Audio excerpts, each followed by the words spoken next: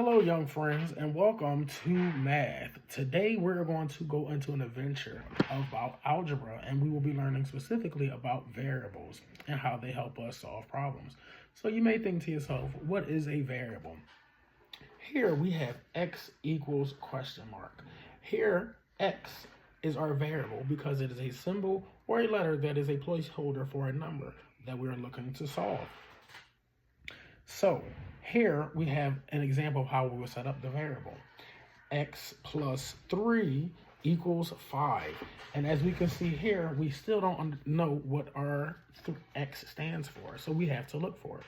So to get our answer, we must subtract 3 from each side of our equation.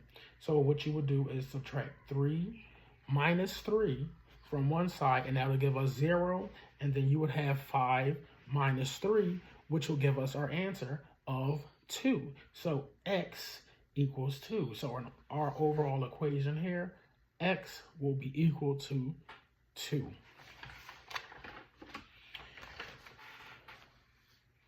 So we say, some may say, why would you subtract 3?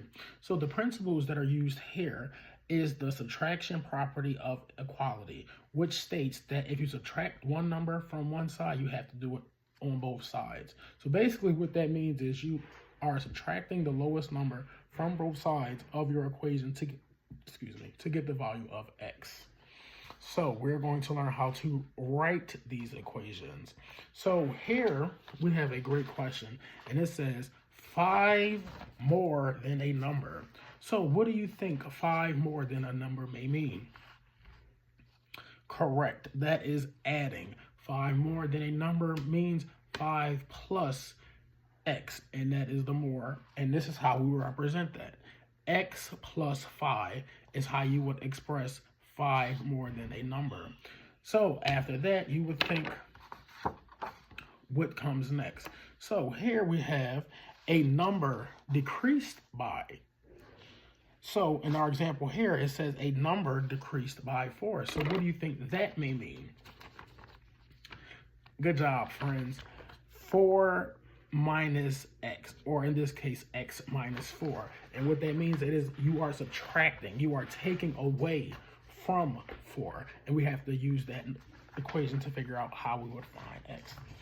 And lastly, you have times a number. So in this case, we'll use 3.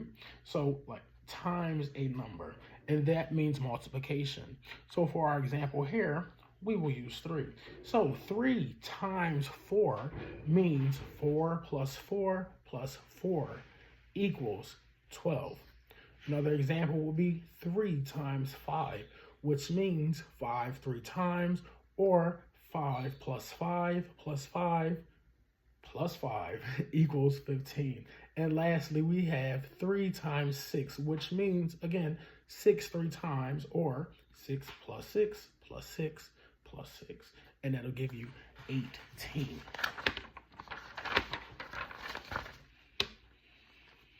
And the expression 3 times a number can be represented as 3x. So that is how you could look at that when it's represented. 3 next to the x will give you the expression that we're looking for. All right. So what we're going to do here is we're going to get ready to practice together. Give me one quick second. All right. So what we'll do now is start on our real world example.